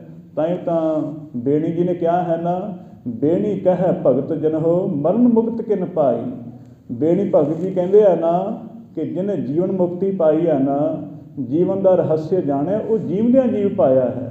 ਜੇਕਰ ਕੋਈ ਸੋਚੇ ਮਰ ਕੇ ਸੱਚਖੰਡ ਚਲੇ ਜਾਵਾਂਗੇ, ਮਰ ਕੇ ਖੌਰੇ ਸਵਰਗ ਦਾ ਰਾਜ ਮਿਲ ਜਾਏਗਾ, ਇਹ ਤਾਂ ਭਰਮ ਹੀ ਹੋਇਆ ਹੈ ਨਾ। ਅਸੀਂ ਕਿਤੇ ਦੇਖਿਆ ਕੋਈ ਆ ਕੇ ਦੱਸਿਆ ਕਿਸੇ ਨੇ ਵੀ ਮੈਂ ਸਵਰਗ ਵਿੱਚ ਵਸਦਾ ਹਾਂ ਜਾਂ ਮੈਂ ਸੱਚਖੰਡ ਵਿੱਚ ਵਸਦਾ ਹਾਂ। ਇਹ ਤਾਂ ਅਸੀਂ ਆਪਣੇ ਮਨ ਨੂੰ ਦਿਲਾਸਾ ਦਿੰਦੇ ਹਾਂ ਨਾ, ਇੱਦਾਂ ਕਹਿ ਕੇ ਆਪਣੇ ਮਨ ਨੂੰ ਟਾਲਦੇ ਹਾਂ। ਪਰ ਸੱਚ ਕੀ ਹੈ? ਸਤਿਗੁਰੂ ਦੱਸਦੇ, ਰੋਵੈ ਹਸੈ ਇਹੀ ਗਤ ਜਾਣੈ। ਸਤਿਗੁਰ ਕਹਿਣ ਲੱਗੇ ਇਹੀ ਗੱਲ ਹੈ, ਤਾਈਓ ਤੁਸੀਂ ਹੱਸਦੇ ਹੋ, ਤਾਈਓ ਤੁਸੀਂ ਰੋਂਦੇ ਹੋ। ਇਸੇ ਗੱਲ ਕਰਕੇ ਨਾ ਵੀ ਜੀਵ ਵਾਹਿਗੁਰੂ ਤੋਂ ਵਿਛੜ ਜਾਂਦਾ ਹੈ ਅਤੇ ਜਦੋਂ ਮਰ ਜਾਂਦਾ ਖੌਰੇ ਮਿਲ ਜਾਂਦਾ ਹੋਵੇਗਾ। ਸੁਣ ਸ਼੍ਰੀ ਨਾਨਕ ਬੈਨ ਬਖਾਨੈ। ਸੁਣ ਕਰਕੇ ਸਤਿਗੁਰੂ ਨਾਨਕ ਦੇਵ ਮਹਾਰਾਜ ਉਹਨਾਂ ਨੂੰ ਸਮਝਾਉਣ ਵਾਸਤੇ ਅਧਿਆਤਮਿਕ ਬੋਧ ਕਰਾਉਂਦੇ ਆ, ਸਮਝਾਉਂਦੇ ਆ ਮਹਾਰਾਜ। ਦੋਹਰਾ ਪਰਮੇਸ਼ਰ ਕੋ ਮਿਲਨ ਜੋ ਮਹਾ ਬਿਖਮ ਪਹਿਚਾਨ। ਸਤਿਗੁਰੂ ਜੀ ਕਹਿਣ ਲੱਗੇ ਕੀ ਗੱਲ ਤੁਹਾਨੂੰ ਇੰਝ ਲੱਗਦਾ ਹੈ ਕਿ ਜੀਵ ਜਦੋਂ ਸਰੀਰ ਤਿਆਗ ਦਿੰਦਾ ਖੌਰੇ ਵਿੱਚ ਮਿਲ ਜਾਂਦਾ ਹੋਵੇਗਾ ਵਾਹਿਗੁਰੂ ਨਾਲ? ਮਹਾਰਾਜ ਕਹਿਣ ਲੱਗੇ ਵਾਹਿਗੁਰੂ ਨੂੰ ਮਿਲਣਾ ਇੰਨਾ ਸੌਖਾਲਾ ਨਹੀਂ ਹੈ, ਬੜਾ ਕਠਿਨ ਹੈ, ਬੜੀ ਕਰੜੀ ਤਪੱਸਿਆ ਕਰਨੀ ਪੈਂਦੀ ਹੈ ਔਰ ਸਾਰਾ ਆਪਣਾ ਹੰਕਾਰ ਗਿਰਾ ਦੇਣਾ ਪੈਂਦਾ ਹੈ। ਵਾਹਿਗੁਰੂ ਨੂੰ ਮਿਲਣਾ ਕਿਤੇ ਮਖੌਲ ਥੋੜ੍ਹੀ ਹੈ। ਸਤਿਗੁਰੂ ਕਹਿਣ ਲੱਗੇ ਬੜਾ ਕਠਿਨ ਹੈ, ਕਰੜਾ ਰਸਤਾ ਹੈ, ਇੱਥੇ ਕੋਈ ਵਿਰਲਾ ਚੱਲਦਾ ਹੈ। ਕਰੜਾ ਕਿਉਂ ਹੈ ਇਹ ਵੀ ਦੱਸਦੇ, ਬਿਨ ਸਤ ਸੰਗਤ ਭਗਤ ਤੇ ਜਾਨ ਉਪਾਵਨ ਆਨ। सतगुरु जी कहने लगे जेकर कोई अपने बल बूते आप दी सिद्धि द्वारा अपनी साधना द्वारा जेकर पाउना चाहे बड़ा कठिन है, पर जेकर ओह मनुख साध संगत का आसरा तक लए, वाहिगुरु दे संत जनां दा जिथे भजन बंदगी का प्रताप झलकदा है, जेकर उत्थे आ जाए उन्हां गुर सिखां दा ऐसे सतगुरां दा आसरा जेकर तके तां सतगुरु कहन लगे साध संगत भगत ते जान उपावन आन। महाराज कहन लगे बिना साध संगत तो बिना भगती तो होर कोई साधन है ही नहीं जगत विच। जिहड़ा साधन अपनावांगे वो साधन ही अहंकार रूप हो जाएगा। तां करके सतगुरु कहन लगे साध संगत ही एक सौखाला रस्ता है वाहिगुरू नूं मिलने का। बाकी जिहड़ा तुसीं ये काम चलाया होया रोमन हसन का, ਇਹ ਦੋਨੋਂ ਹੀ ਹੰਕਾਰ ਦੇ ਰੂਪ ਹੈ। ਆਪ ਜੀ ਆਸਾ ਕੀ ਵਾਰ ਪੜ੍ਹਦੇ ਹੋ ਨਾ, ਹਉ ਵਿੱਚ ਹੱਸੈ ਹਉ ਵਿੱਚ ਰੋਵੈ। ਅਹੰਕਾਰ ਵਿੱਚ ਹੀ ਮਨੁੱਖ ਹੱਸਦਾ ਹੈ, ਅਹੰਕਾਰ ਵਿੱਚ ਹੀ ਮਨੁੱਖ ਰੋਂਦਾ ਹੈ। ਤੁਸੀਂ ਦੇਖਿਆ ਬਾਜ਼ਾਰ ਵਿੱਚ ਜਾਂਦੇ ਹੋ, ਕੋਈ ਆਪਾਂ ਨੂੰ ਮਿਲਦਾ ਹੈ, ਉਹ ਬਾਹਰੋਂ ਹੱਸੇਗਾ, ਬੜੇ ਪ੍ਰੇਮ ਨਾਲ ਮਿਲੇਗਾ, ਬਾਹਰੋਂ ਸਾਨੂੰ ਇਉਂ ਲੱਗੇਗਾ ਖੌਰੇ ਇਹ ਸਾਡਾ ਬਹੁਤਾ ਹੀ ਪ੍ਰੇਮੀ ਹੈ, ਪਰ ਜਰਾ ਉਸ ਤੋਂ ਦੂਰ ਗਏ ਆ ਉਹ ਖੌਰੇ ਸਾਡੀ ਨਿੰਦਾ ਹੀ ਕਰਦਾ ਹੋਵੇ ਬਾਅਦ ਵਿੱਚ ਵੀ ਕਿੱਦੇ ਮੱਥੇ ਲੱਗ ਗਏ ਇਹਦੇ। ਇਹੋ ਜਿਹੇ ਲੋਕ ਸਿਰਫ ਬਾਹਰੋਂ ਹੱਸਣਾ। ਸੰਸਾਰ ਦਾ ਤਾਂ ਆਚਰਣ ਇਹੋ ਜਿਹਾ ਹੀ ਹੈ ਕਿ ਜਿਹੜੇ ਮਨੁੱਖ ਬਾਹਰੋਂ ਹੱਸਦੇ ਹੈ ਲਾਜ਼ਮੀ ਨਹੀਂ ਅੰਦਰ ਵੀ ਉਹ ਖੁਸ਼ ਹੋਣਗੇ, ਅੰਦਰ ਉਹਨਾਂ ਦੇ ਜ਼ਰੂਰ ਕੋਈ ਨਾ ਕੋਈ ਅਗਨੀ ਬਲਦੀ ਹੋਵੇਗੀ। ਤਾਂ ਕਰਕੇ ਸਤਿਗੁਰੂ ਕਹਿਣ ਲੱਗੇ ਵਿਵਹਾਰ ਹੈ ਇਹ ਤਾਂ ਤੁਹਾਡਾ। ਜੇਕਰ ਕੋਈ ਰੋਂਦਾ ਹੈ ਉਹਦੇ ਵਿੱਚ ਵੀ ਇੱਕ ਝੂਠਾ ਹੱਸਣਾ ਛੁਪਿਆ ਹੋਇਆ। ਤੁਸੀਂ ਦੇਖਿਆ ਹੋਵੇਗਾ ਜਦੋਂ ਕੋਈ ਜੀਵ ਚੜ੍ਹਾਈ ਕਰ ਜਾਏ, ਚਲੋ ਘਰ ਵਾਲਿਆਂ ਨੂੰ ਤਾਂ ਦੁੱਖ ਹੋਣਾ ਉਹ ਤਾਂ ਲਾਜ਼ਮੀ ਹੈ, ਪਰ ਜਿਹੜੇ ਬੇਗਾਨੇ ਆਉਂਦੇ ਆ ਮਾਈਆਂ ਬੀਬੀਆਂ ਉਹ ਦੂਰੋਂ ਤਾਂ ਹੱਸਦੀਆਂ ਆਉਣਗੀਆਂ, ਜਦੋਂ ਘਰ ਦੇ ਦੁਆਰ 'ਤੇ ਪਹੁੰਚਦੀ ਉਦੋਂ ਤਾਂ ਉਸੇ ਵੇਲੇ ਹੀ ਵੈਣ ਪਾਉਣੇ ਸ਼ੁਰੂ ਕਰ ਦੇਣੇ, ਕਈ ਤਰ੍ਹਾਂ ਦੇ ਕੀਰਨੇ ਪਾਉਣੇ। ਉਹ ਕੁਝ ਸਮੇਂ ਵਾਸਤੇ ਕਰਨਾ, ਬਾਅਦ ਵਿੱਚ ਫਿਰ ਉਸੇ ਤਰ੍ਹਾਂ ਗੱਲਾਂ ਕਰਨੀਆਂ, ਕੋਈ ਗੱਲ ਨਹੀਂ। ਇਹ ਇੱਕ ਲੋਕਾਚਾਰੀ ਉਪਚਾਰਿਕ ਗੱਲਾਂ ਨੇ। ਸਤਿਗੁਰ ਕਹਿਣ ਲੱਗੇ ਇਹ ਜਿਹੜੀ ਤੁਹਾਡੀ ਇਹ ਰੀਤੀ ਹੈ ਨਾ ਹੱਸਣਾ ਰੋਣਾ, ਇਹ ਵਿਵਹਾਰ ਹੈ, ਇਹ ਪਰਮਾਰਥ ਨਹੀਂ ਹੈ। ਮਹਾਰਾਜ ਕਹਿੰਦੇ ਪਰਮੇਸ਼ਰ ਕੋ ਮਿਲਣਾ ਬਹੁਤ ਕਠਿਨ ਹੈ। ਚਉਪਈ ਪ੍ਰੇਮ ਭਗਤ ਕਰ ਕੀਰਤ ਗਾਵਨ। ਪ੍ਰੇਮਾ ਭਗਤੀ ਕਰਨੀ, ਕੀਰਤੀ ਕਰਨੀ, ਵਾਹਿਗੁਰੂ ਦੇ ਗੁਣ ਗਾਵਣੇ। ਜਦੋਂ ਵੀ ਸਮਾਂ ਮਿਲੇ ਵੱਧ ਤੋਂ ਵੱਧ ਵਾਹਿਗੁਰੂ ਦੇ ਗੁਣ ਗਾਵਣੇ। ਜਦੋਂ ਯਾਦ ਆ ਜਾਏ, ਜਦੋਂ ਯਾਦ ਆਏ ਉਦੋਂ ਹੀ ਗਾਉਣਾ ਸ਼ੁਰੂ ਕਰ ਦੇ। ਇਹ ਨਾ ਸੋਚ, ਇਹ ਚਿੰਤਾ ਵਿੱਚ ਤਾਂ ਪਈ ਨਾ ਕਦੇ ਵੀ ਅੱਜ ਮੈਂ ਥੋੜ੍ਹਾ ਜਪਿਆ, ਕੱਲ੍ਹ ਬਹੁਤਾ ਜਪਿਆ ਸੀ। ਜਦੋਂ ਯਾਦ ਆਏ ਤੂੰ ਵੱਧ ਤੋਂ ਵੱਧ ਜਪ। ਇਸ ਚਿੰਤਾ ਵਿੱਚ ਤਾਂ ਕਦੇ ਵੀ ਨਾ ਪਈ ਕਿ ਖੌਰੇ ਮਿਲੇ ਜਾਂ ਨਾ ਮਿਲੇ। ਤੂੰ ਬੀਜ ਬੋ ਦੇ। ਤੁਸੀਂ ਦੇਖਿਆ ਹੈ ਖੇਤੀ ਵਿੱਚ ਬੀਜ ਬੋਂਦੇ ਆ, ਭਾਵੇਂ ਉਹ ਬੀਜ ਪੁੱਠਾ ਹੈ ਜਾਂ ਸਿੱਧਾ ਹੈ, ਉਹਨੇ ਉੱਗਣਾ ਹੀ ਉੱਗਣਾ ਹੈ। ਤੂੰ ਵਾਹਿਗੁਰੂ ਵਾਹਿਗੁਰੂ ਕਰ, ਧਿਆਨ ਲੱਗਦਾ ਨਹੀਂ ਲੱਗਦਾ ਇਹ ਗੱਲ ਛੱਡ ਦੇ ਆਪਣੀ ਤੂੰ ਗੱਲ, ਇਸ ਵਿੱਚ ਚਿੰਤਾ ਨਾ ਕਰ। ਤੂੰ ਨਾਮ ਜਪੀ ਜਾ, ਨਾਮ ਦੇ ਬਲ ਕਰਕੇ ਤੇਰੀ ਸਾਧਨਾ ਆਪਣੇ ਆਪ ਕਬੂਲ ਹੋਏਗੀ। ਕਹਿੰਦੇ ਪ੍ਰੇਮ ਭਗਤ ਕਰ ਕੀਰਤ ਗਾਵਨ। ਵਾਹਿਗੁਰੂ ਦੇ ਪ੍ਰਤੀ ਪ੍ਰੇਮ ਪੈਦਾ ਹੋਏ ਤੇਰੇ ਮਨ ਵਿੱਚ, ਇਹ ਕੀਰਤੀ ਗਾ ਵਾਹਿਗੁਰੂ ਦੀ ਦਿਨ ਰਾਤ ਇੱਕ ਉਹਦੇ ਨਾਮ ਵਿੱਚ ਭਿੱਜਾ ਰਹਿ। ਇਹ ਸਾਧਨਾ ਜਦੋਂ ਕਰੇ ਜਪਾ ਜਾਪ ਨਾਮ ਲਿਵ ਲਾਮਨ। ਤੁਸੀਂ ਸਿਰਫ ਫਿਰ ਜ਼ੁਬਾਨ ਦੁਆਰਾ ਹੀ ਨਹੀਂ ਜਪਣਾ, ਹੁਣ ਹਿਰਦੇ ਕਰਕੇ ਵੀ ਜਪਣਾ ਹੈ। ਜਦੋਂ ਮਨੁੱਖ ਜ਼ਿਆਦਾ ਅਭਿਆਸ ਕਰਦਾ ਹੈ ਫਿਰ ਉਹਨੂੰ ਬੁੱਲ ਹਿਲਾਉਣ ਦੀ ਲੋੜ ਨਹੀਂ। ਜਦੋਂ ਮਨੁੱਖ ਬਾਣੀ ਜ਼ਿਆਦਾ ਪੜ੍ਹਦਾ ਹੈ, ਜ਼ਿਆਦਾ ਸਾਧਕ ਹੋ ਜਾਂਦਾ ਹੈ, ਫਿਰ ਉਹਨੂੰ ਜ਼ਰੂਰੀ ਨਹੀਂ ਕਿ ਹੁਣ ਬੋਲ ਕੇ ਬਾਣੀ ਪੜ੍ਹਨੀ ਪਵੇ। ਉਹ ਧਿਆਨ ਦੁਆਰਾ ਪੜ੍ਹਨ ਦੀ ਸ਼ਮਤਾ ਰੱਖਣ ਲੱਗ ਪੈਂਦਾ। ਉਹਨੂੰ ਅਜੱਪਾ ਜਾਪ ਕਹਿੰਦੇ ਹੈ, ਜਿਹੜਾ ਬਿਨ ਬੋਲਿਆਂ ਜਪਿਆ ਜਾਏ, ਬਿਨਾਂ ਸਾਧਨਾ ਤੋਂ ਆਪਣੇ ਆਪ ਹਿਰਦੇ ਵਿੱਚ ਵਾਹਿਗੁਰੂ ਵਾਹਿਗੁਰੂ ਵਾਹਿਗੁਰੂ ਹੋ ਰਿਹਾ ਹੈ। ਇਹ ਅਜੱਪਾ ਜਾਪ ਅੰਤਰ ਚੱਲਣ ਲੱਗ ਪਵੇਗਾ। ਸਾਧਨਾ ਤੇ ਪਹਿਲੇ ਬੋਲ ਕੇ ਕਰਨੀ ਪਵੇਗੀ। ਇਸ ਵਾਸਤੇ 4 ਤਰ੍ਹਾਂ ਦੀ ਬਾਣੀ ਸੰਤ ਜਨਾਂ ਨੇ ਗੁਰਮੁਖਾਂ ਨੇ ਬਿਆਨ ਕੀਤੀ। ਪਹਿਲਾਂ ਮੁਖ ਤੋਂ ਬੋਲਣਾ ਵਾਹਿਗੁਰੂ ਵਾਹਿਗੁਰੂ, ਫਿਰ ਆਪ ਦੇ ਕੰਠ ਤੋਂ ਗਲੇ ਤੋਂ ਥੋੜ੍ਹਾ ਜਿਹਾ ਹੁਣ ਆਪ ਦੇ ਮੁਖ ਨੂੰ ਸੰਕੋਚ ਲੈਣਾ, ਸਿਰਫ ਮੂੰਹ ਵਿੱਚ ਹੀ ਬੋਲਣਾ ਹੈ। ਉਹਨੂੰ ਕਿਹਾ ਜਾਂਦਾ ਹੈ ਮਧਮਾ, ਉਹ ਆਪ ਦੇ ਮਧਮ ਵਿੱਚ ਬੋਲਣੀ ਹੈ। ਜ਼ਰੂਰੀ ਨਹੀਂ ਹੁਣ ਵੀ ਤੂੰ ਲੋਕਾਂ ਨੂੰ ਸੁਣਾ ਕੇ ਬਾਣੀ ਪੜ੍ਹ, ਲੋਕਾਂ ਨੂੰ ਸੁਣਾ ਕੇ ਨਾਮ ਜਪ। ਤੀਸਰੀ ਸਾਧਨਾ ਹੈ ਹਿਰਦੇ ਵਿੱਚ ਜਪ। ਹੁਣ ਜਿਹੜੀਆਂ ਮਨ ਦੀਆਂ ਵਿਚਾਰਾਂ ਨੇ ਉਹਨਾਂ ਨੂੰ ਸੰਕੋਚ ਕੇ ਤੂੰ ਹੁਣ ਵਾਹਿਗੁਰੂ ਵਿੱਚ ਧੁਨੀ ਲਗਾ। ਅਤੇ ਚੌਥੀ ਸਾਧਨਾ ਜਿਹੜੀ ਹੈ, ਇਹ ਚੌਥੀ ਸਾਧਨਾ ਜਦੋਂ ਆ ਗਈ ਨਾਭੀ ਵਿੱਚ ਧੁਨੀ ਵਿੱਚ, ਜਿੱਥੋਂ ਆਵਾਜ਼ ਸ਼ੁਰੂ ਹੁੰਦੀ ਹੈ ਉੱਥੋਂ ਜਦੋਂ ਇਹ ਸਾਧਨਾ ਪਹੁੰਚ ਗਈ ਤਾਂ ਫਿਰ ਕਹਿੰਦੇ ਤੁਸੀਂ ਵਾਹਿਗੁਰੂ ਵਿੱਚ ਲਿਵ ਵਿੱਚ ਟਿਕ ਜਾਓਗੇ। ਫਿਰ ਭਾਵੇਂ ਸਰੀਰ ਦਾ ਰੋਮ ਰੋਮ ਕਿਉਂ ਨਾ ਕੱਟਿਆ ਜਾਏ, ਸਰੀਰ ਨੂੰ ਭਾਵੇਂ ਜਿੰਨੇ ਮਰਜ਼ੀ ਤਰ੍ਹਾਂ ਦੇ ਦੋਸ਼ ਲੱਗ ਜਾਣ, ਪਰ ਉਹ ਸਾਧਨਾ ਨਹੀਂ ਹਟੇਗੀ।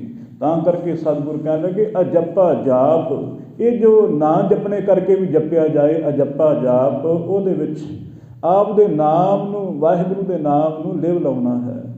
ਵਿਸ਼ਰਨ ਮਿਲਨ ਅਪਰ ਕੋ ਨਾਹੀ, ਮਹਾਰਾਜ ਜੀ ਕਹਿੰਦੇ ਆ ਕਿ ਵਿਛੜਨਾ ਤੇ ਮਿਲਣਾ ਹੋਰ ਕੁਛ ਨਹੀਂ ਹੈ। ਤੁਹਾਨੂੰ ਦੱਸਦੇ ਹਾਂ ਵਿਛੜਨਾ ਤੇ ਮਿਲਣਾ ਇਹ ਦੋਨਾਂ ਹੀ ਚੀਜ਼ਾਂ ਤੋਂ ਇੱਕ ਹੀ ਸਾਧਨ ਹੈ। ਉਹ ਸਾਧਨ ਇੱਕ ਹੈ, ਉਹਦੇ ਤੋਂ ਦੋ ਰਸਤੇ ਬਣੇ ਆ। ਕਿਹੜੇ?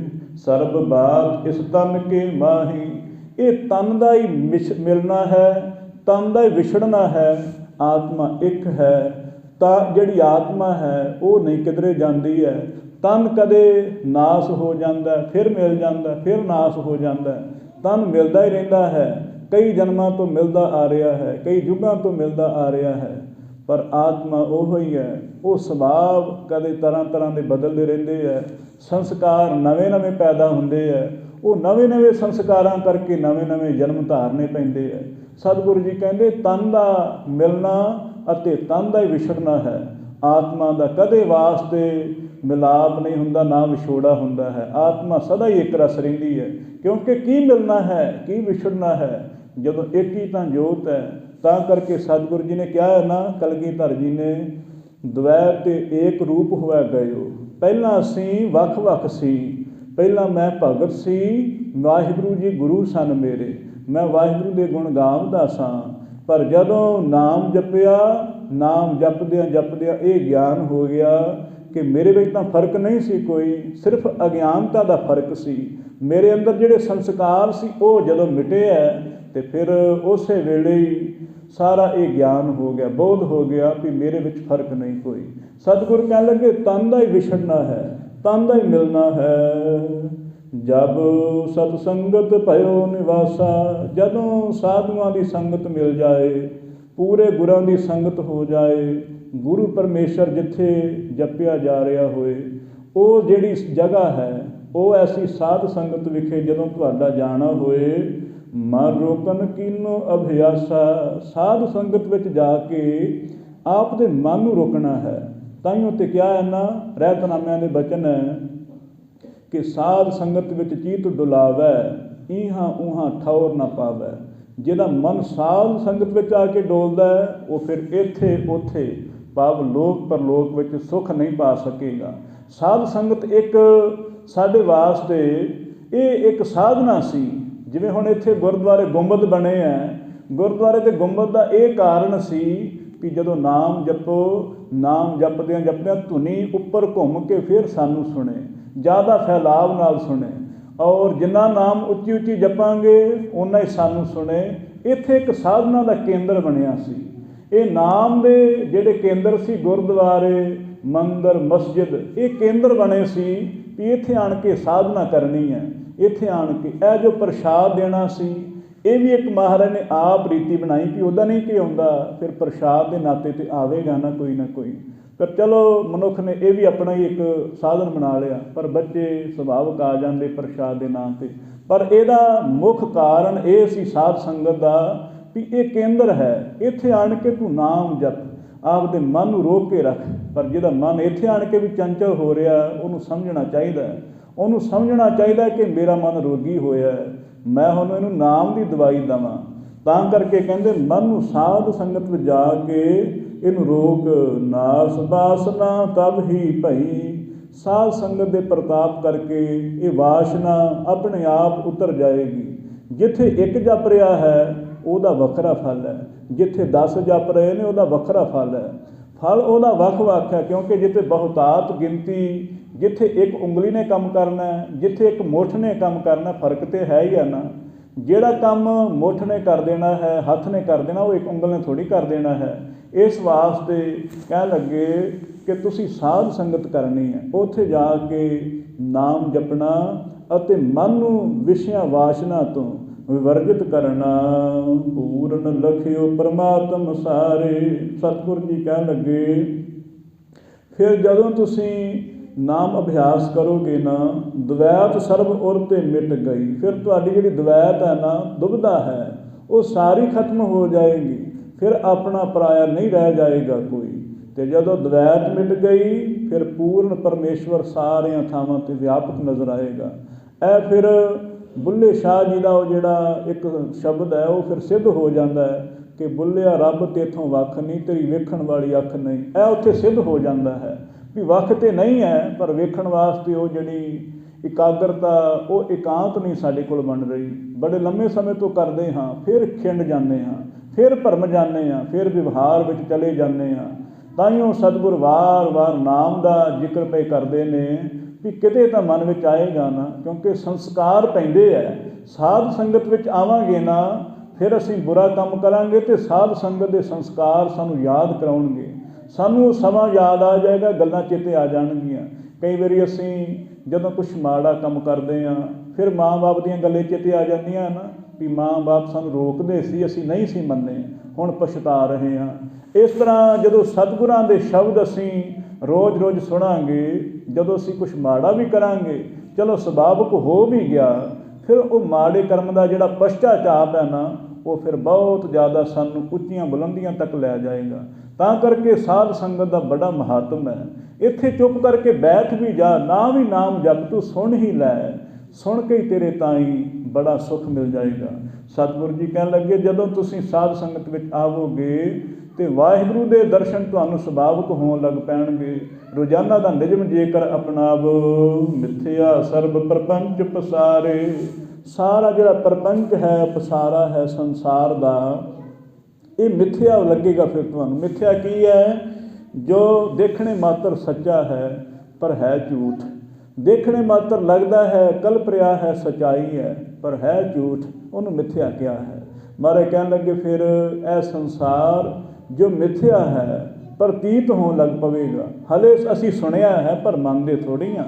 ਸੁਣਿਆ ਤਾਂ ਹੈ ਵੀ ਇਹ ਸਾਰਾ ਸੰਸਾਰ ਮਿਥਿਆ ਹੈ, ਪਰ ਮਨ ਮੰਨਣ ਵਾਸਤੇ ਰਾਜੀ ਨਹੀਂ ਕਦੇ ਵਾਸਤੇ। ਜੇ ਮੰਨਦੇ ਫਿਰ ਬੁਰੇ ਕੰਮ ਕਿਉਂ ਨਾ ਛੱਡ ਦਿੰਦੇ, ਫਿਰ ਅਸੀਂ ਝੂਠ ਬੋਲਣਾ ਕਿਉਂ ਨਾ ਛੱਡ ਦਿੰਦੇ, ਫਿਰ ਇੰਨੀ ਭੱਜ ਦੌੜ ਵਿੱਚ ਕਿਉਂ ਫਸਦੇ। ਇਹ ਸਾਨੂੰ ਲੱਗਦਾ ਹੈ ਸ਼ਾਇਦ ਅਸੀਂ ਬਚ ਜਾਵਾਂਗੇ, ਸ਼ਾਇਦ ਅਸੀਂ ਲੰਮਾ ਭੋਗਾਂਗੇ, ਪਰ ਇਹ ਵੀ ਪਤਾ ਹੈ ਕਿ ਸਰੀਰ ਤਾਂ ਜਾਣਾ ਹੀ ਜਾਣਾ ਹੈ, ਸੰਸਾਰ ਜਾਣਾ ਹੀ ਜਾਣਾ ਹੈ। ਜੋ ਦਿਸ ਰਿਹਾ ਹੈ, ਜਿਸ ਆਸਣ ਹਮ ਬੈਠੇ ਕਿਤੇ ਬੈਠ ਗਏ, ਜਿਸ ਜਗ੍ਹਾ 'ਤੇ ਅਸੀਂ ਬੈਠੇ ਹਾਂ, ਜਿਸ ਗੱਦੀ 'ਤੇ ਅਸੀਂ ਬੈਠੇ ਹਾਂ, ਪਤਾ ਨਹੀਂ ਕਿਤੇ ਕਿੰਨੇ ਚਲੇ ਗਏ ਇੱਥੋਂ ਹੋ ਕੇ, ਪਰ ਫਿਰ ਵੀ ਉਹਨੇ ਇਹ ਭਰਮ ਪਾਲਿਆ। ਮਹਾਰਾਜ ਕਹਿੰਦੇ ਇਹ ਪ੍ਰਪੰਚ ਜੋ ਪਸਾਰਾ ਹੈ, ਇਹ ਫਿਰ ਤੁਹਾਨੂੰ ਇਹ ਗਿਆਨ ਹੋਵੇਗਾ।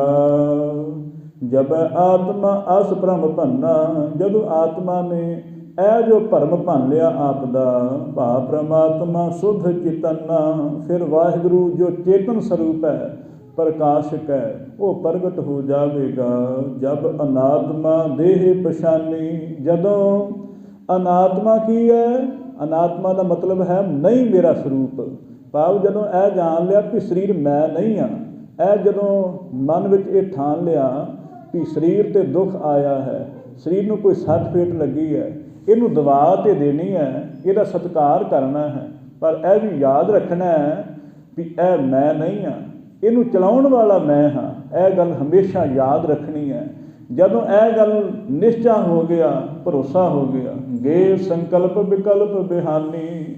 ਸੰਕਲਪ ਜੋ ਮਨ ਵਿੱਚ ਇੱਛਾ ਹੋਈ ਹੈ, ਵਿਕਲਪ ਕੀ ਹੈ? ਇੱਕ ਇੱਛਾ ਹੋਈ, ਉਹਦੇ ਤਾਂ ਫਿਰ ਦੂਸਰੀ ਇੱਛਾ ਹੋ ਗਈ, ਆਹ ਕੰਮ ਕਰਾਂ, ਨਹੀਂ ਆਹ ਦੂਸਰਾ ਕਰ ਲੈਂਦਾ ਹਾਂ, ਇਹਨੂੰ ਵਿਕਲਪ ਕਹਿੰਦੇ ਹੈ। ਸੰਕਲਪ ਵਿਕਲਪ ਇਹ ਦੋਨੋਂ ਨਾਸ ਹੋ ਜਾਂਦੇ ਹੈ ਜਦੋਂ ਇਹ ਭਰੋਸਾ ਹੋ ਗਿਆ ਕਿ ਸਰੀਰ ਮੈਂ ਨਹੀਂ ਹਾਂ, ਮੈਂ ਆਤਮਾ ਹਾਂ। ਤਾਂ ਸਤਿਗੁਰ ਕਹਿਣ ਲੱਗੇ, ਤਉ ਬਿਲਬੋ ਈਸ਼ਵਰ ਕੋ ਹੋਏ। ਫਿਰ ਸਤਿਗੁਰ ਜੀ ਕਹਿਣ ਲੱਗੇ, ਈਸ਼ਵਰ ਦਾ ਜਿਹੜਾ ਮਿਲਣਾ ਹੈ, ਵਾਹਿਗੁਰੂ ਦਾ, ਉਹ ਮਿਲਣਾ ਹੋ ਜਾਂਦਾ ਹੈ। ਫਿਰ ਬੋਧ ਹੋ ਜਾਂਦਾ ਹੈ ਨਾ ਕਿ ਵਾਹਿਗੁਰੂ ਸੱਚੇ ਪਾਤਸ਼ਾਹ ਮੇਰੇ ਅੰਦਰ ਹੀ ਬੈਠੇ ਸੀ, ਮੈਂ ਬਾਹਰ ਲੱਭਦਾ ਰਿਹਾ, ਮੈਂ ਖੋਜਦਾ ਰਿਹਾ, ਤਰ੍ਹਾਂ ਤਰ੍ਹਾਂ ਦੇ ਲੋਕਾਂ ਵਿੱਚ ਜਾ ਕੇ ਤਰ੍ਹਾਂ ਤਰ੍ਹਾਂ ਦੀਆਂ ਗੱਲਾਂ ਕਰਦਾ ਰਿਹਾ, ਪਰ ਜਦੋਂ ਮਿਲਿਆ ਆਪਣੇ ਅੰਦਰੋਂ ਹੀ ਮਿਲਿਆ। ਤੁਸੀਂ ਸੁਣਿਆ ਹੋਵੇਗਾ ਮਹਾਤਮਾ ਬੁੱਧ ਜਦੋਂ ਆਪਦਾ ਘਰ-ਬਾਰ ਛੱਡ ਕੇ ਅਤੇ ਜੰਗਲਾਂ ਵਿੱਚ ਚਲੇ ਗਏ ਸੀ, ਤਕਰੀਬਨ 12 ਸਾਲ ਬਾਅਦ ਜਦੋਂ ਗਿਆਨ ਹੋਇਆ, ਘਰ ਆਏ ਅਤੇ ਘਰਵਾਲੀ ਨੇ ਇੱਕੋ ਸਵਾਲ ਕੀਤਾ ਸੀ। ਉਹਨੇ ਪੁੱਛਿਆ कि जेकर तुसीं घर बार छड्ड के गए हो, मैनूं इक्को उत्तर दे दिओ, की गल तुहानूं परमात्मा की प्राप्ति इत्थे नहीं सी हो सकती? मैनूं इस गल का जवाब देना पैना तुहानूं हुण।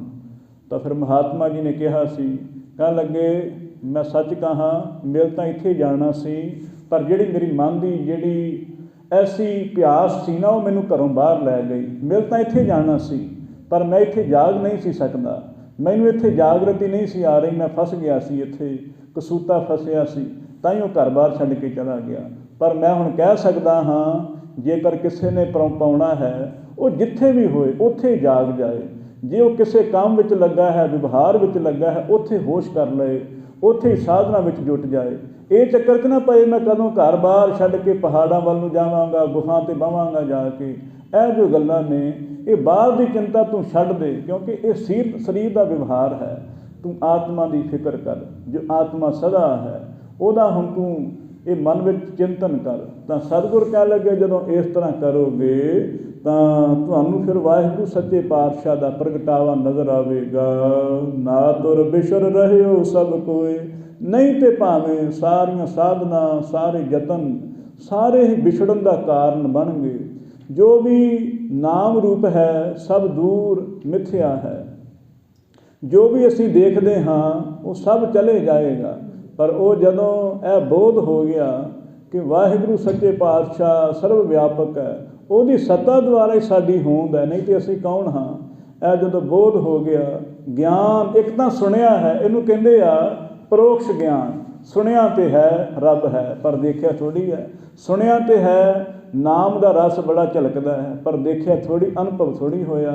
जदों अनुभव हो गया, खुद जान लिया, उन्होंने कहते अपरोक्ष ज्ञान। जदों आप ज्ञान हो गया तो कहते जदों ये आप जान लिया तदों फिर वाहिगुरू की प्राप्ति हुंदी।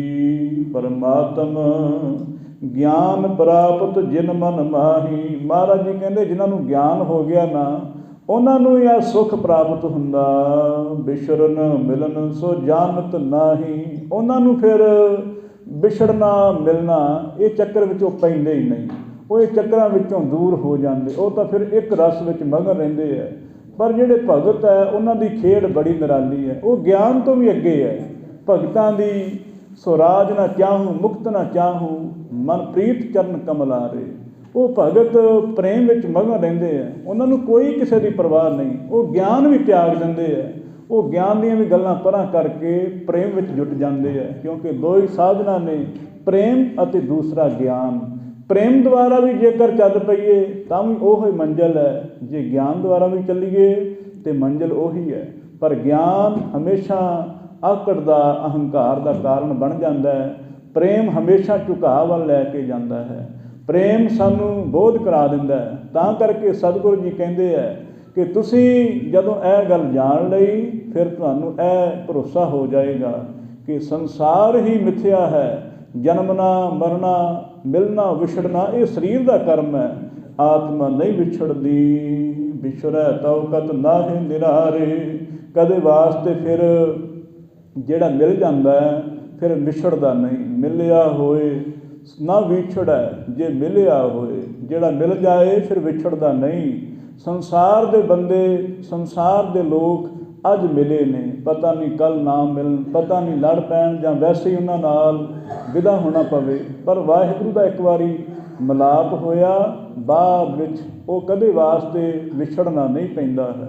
तां करके जे मिछरे तो मिलना होए। महाराज जी कहते हैं जेकर कोई विछड़ जाए तो फिर मिलना भी हुंदा है। तो यह तुहानूं दस दे ना तुर मिथ्या कहनो दोवे। महाराज कहते जे विछड़िया है तो फिर मिलना भी पैंदा है, तो खौरे फिर विछड़ जाएगा। तां करके ये दोनों गल्लां कहणियां फजूल है भी वाहिगुरू तो विछड़े हाँ, वाहिगुरू नाल मिलना है। यह सतगुर कहता कि ज्ञानी नहीं ये चक्कर च पैंदा। जिहड़ा ब्रह्म ज्ञानी है उन्होंने फिर सर्व व्यापक दिसदा है, वो तो फिर अपने अंतर झाती मारदा है। जिहड़ियां अखां नाल वो बाहर देखदा है फिर वो अखां नूं मीट के ध्यान साधना विच जुट जाता है। जिहड़ा दृष्टा है देखण वाला है उन्होंने वो देखण दा फिर ध्यान करदा है। जदों अपने आप नूं जाणिया फिर खुद को जाना, खुदा क्या का पाना। जदों खुद नूं जान लिया तो वाहिगुरू दा की फिर पाउणा, वो तो अंतर ही बैठा होया है। ਉਹ ਸਰੂਪ ਤੋਂ ਰਹਿਤ ਹੈ, ਨਿਰੰਕਾਰ, ਉਹ ਸਾਡੇ ਅੰਦਰ ਬੈਠਾ, ਉਹ ਸਾਨੂੰ ਚਲਾ ਰਿਹਾ ਹੈ। ਇਹ ਬੋਧ ਹੋ ਜਾਂਦਾ ਉਦੋਂ। ਵਿਆਪਕ ਦਿਸਹਿ ਜੋ ਆਕਾਸ਼ਾ। ਉਹਨਾਂ ਲੋਕਾਂ ਨੇ ਪੁੱਛਿਆ ਵੀ ਉਹ ਕਿਵੇਂ ਨਜ਼ਰ ਆਉਂਦੇ ਹੈ, ਕਿ ਉਹ ਉਹਨਾਂ ਦੀ ਮੂਰਤੀ ਦਾ ਕੋਈ ਬਿਆਨ ਕਰ ਸਕਦੇ ਹੋ?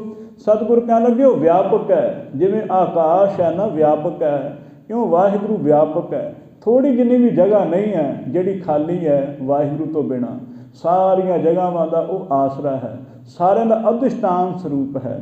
ਇਸ ਵਾਸਤੇ ਜਿਵੇਂ ਆਕਾਸ਼ ਹੈ, ਘਟ ਉਪਾਦਵਤ ਮਾਇਆ ਭਾਸਾ, ਜਿਵੇਂ ਤੁਸੀਂ ਦੇਖਿਆ ਹੋਏਗਾ ਘੜੇ ਪਏ ਆ 10-12 ਵਿੱਚ ਪਾਣੀ ਪਿਆ ਹੈ, ਉਹ ਸਾਰਿਆਂ ਘੜਿਆਂ ਦੇ ਵਿੱਚ ਆਕਾਸ਼ ਇੱਕੋ ਜਿਹਾ ਦਿਸ ਰਿਹਾ ਹੈ।